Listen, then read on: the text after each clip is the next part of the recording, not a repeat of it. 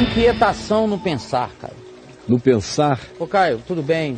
Tudo. Eu te acompanhado há uns anos e melhorei muito na minha vida. Mas existe algo que eu queria perguntar pra você. Como lidar, Caio, com a minha mente inquieta? Eu penso demais, ele bota demais assim, né? Não? Penso sobre o pensar, inclusive. Como? Eu penso sobre o pensar, inclusive. Ele pensa sobre o pensar. Certo.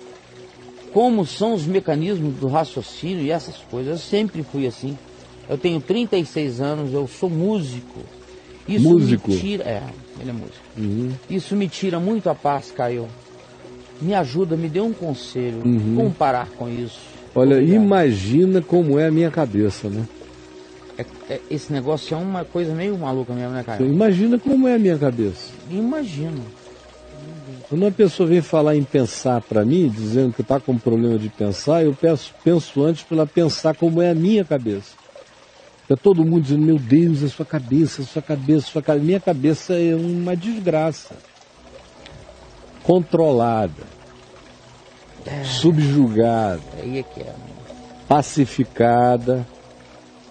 Sob rédeas. Porque eu estou disciplinando o meu pensamento conscientemente desde os meus 23, 24 anos de idade, quando eu vi que se eu não me tornasse senhor, ainda que relativo, dos meus pensamentos, eu enlouqueceria pela fartura e a infinitude deles. Meu Deus do céu. Era uma loucura viver daquele jeito. Até que um dia, com medo de enlouquecer de tanto pensar, com 23 anos de idade, eu tomei uma decisão. A decisão de que eu iria cuidar de uma coisa de cada vez. E de que eu não me entregaria a provar para mim mesmo que eu poderia chegar às fronteiras das soluções de quase tudo. Porque chegar às soluções de tudo eu sabia que eu não chegaria jamais. Mas eu tinha sempre a vontade estranha de levar as consequências da minha reflexão até as últimas fronteiras possíveis da minha inteligência. E era insuportável. Em todas as áreas. E aí eu comecei a me dedicar a tudo. Da filosofia, à biologia, à astronomia, à física, física quântica, em todas as áreas possíveis. Eu levava até aos extremos, aos extremos, aos extremos. Depois veio o mundo da psicologia, da sociologia, da antropologia, aos extremos. Sem falar que no meio disso tudo tinha a reflexão teológica. A reflexão sobre Deus.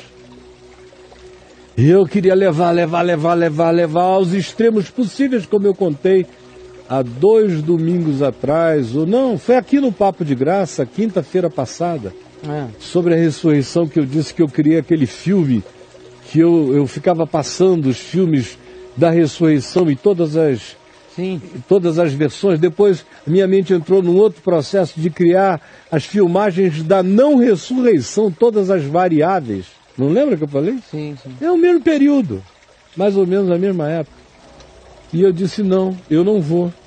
Eu pensarei até onde eu seja solicitado. Aonde eu não tenha sido solicitado, não farei essa viagem por conta própria. Comecei a guardar os meus pensamentos para a necessidade solicitada e não para o diletantismo da viagem. Porque senão você vira um Star Trek. Você vira um cara do Star Wars. Você vai embora. Velocidade da luz. E você vai cada vez tendo menos conexões com o mundo concreto, real, com a dor do tamanho que ela é, com a tristeza das pessoas conforme elas as experimentam, com as necessidades conforme elas se apresentam. Você está sempre para além disso tudo em outro lugar. Estou falando de mim, no meu caso. Eu resolvi me concentrar no que era solúvel, estava diante de mim, e tinha demandas de necessidade. No início foi muito trabalhoso, mas depois de alguns anos, eu vi que eu comecei a me educar. O problema, por exemplo, é que depois eu entrei em outros ciclos. Era no tempo que eu tinha que fazer uns 100 telefonemas por dia, atender uns 100 e tantos de gente de todos os tipos, e uma fila enorme de autoridades, pessoas para falarem comigo. A Vinde tinha dezenas de projetos em curso, eu tinha milhares de viagens para fazer o tempo todo, e a cabeça tinha compromissos, eu estava o tempo todo contabilizando os compromissos. Essa parte, que não tinha nada a ver com levar os pensamentos até as últimas consequências, me foi muito problemática, até 1999, quando a misericórdia de Deus rasgou aquela agenda, antes de tudo no meu coração, pois essa agenda já estava rasgada no meu coração desde 94, mas eu era um escravo funcional dela. Até que em 98 ela começou a ser rasgada e em 99 ela foi para o fogo. De lá para cá, as duas coisas são muito serenas em mim. Eu continuo indo do pensamento para além do que é necessário, só de vez em quando. E havendo uma pergunta, uma necessidade, uma questão, do contrário, está tudo tão resolvido em mim. E no que diz respeito a essa multidão de soluções, eu sou um cara super organizado nos meus fluxos mentais. Eu sou capaz de pegar isso aqui, olhar e dizer, esse é um problema para segunda-feira e acabou. E não olhar para isso. Não, minha mulher sabe que eu não estou de brincadeira. Não olhar. Não ficar preocupado, nem ansioso, nem alterado. Não, segunda-feira eu resolvo. O problema é sério. Tá. É sério. Hoje em dia tinha uma coisa que me fazia, às vezes, fazer antes as coisas. É quando eu mirava com uma idiotice tão grande que no fim eu podia esperar até segunda-feira, mas quando eu era mais jovem e impetuoso, eu resolvia na hora. Hoje em dia eu digo, não, é uma idiotice danada, mas o idiota vai aguardar até segunda-feira. Eu não vou resolver para ele antes de segunda. E não é por implicância não, é para viver melhor, é para mudar o canal, é para assistir o que eu quero, é para ler o que eu gosto, é para conversar com quem eu quero, é para ser um pouco mais senhor da disposição do meu cotidiano.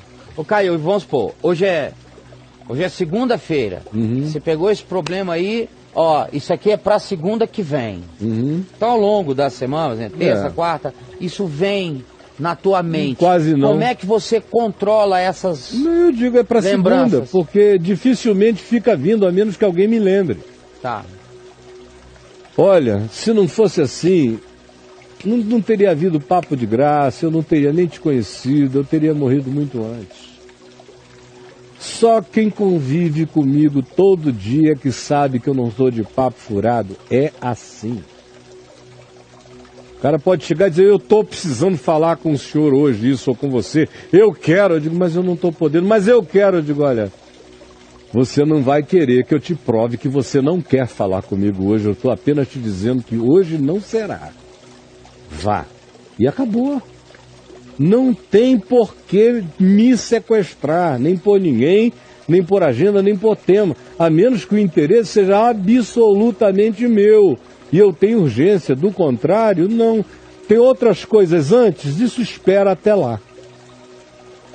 Agora, é um treino emocional, mental, é um treino funcional, todo dia. E ninguém alcança isso sem ser moído no Getsemane. Sinceramente, eu já passei por muita moenda de bilhões de coisas simultâneas. Aí a tua casca fica grossa. Grossa.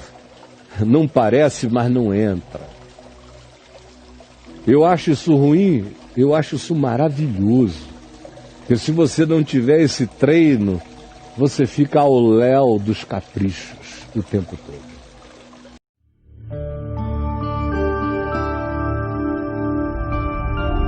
Vem IVTV, o canal é você.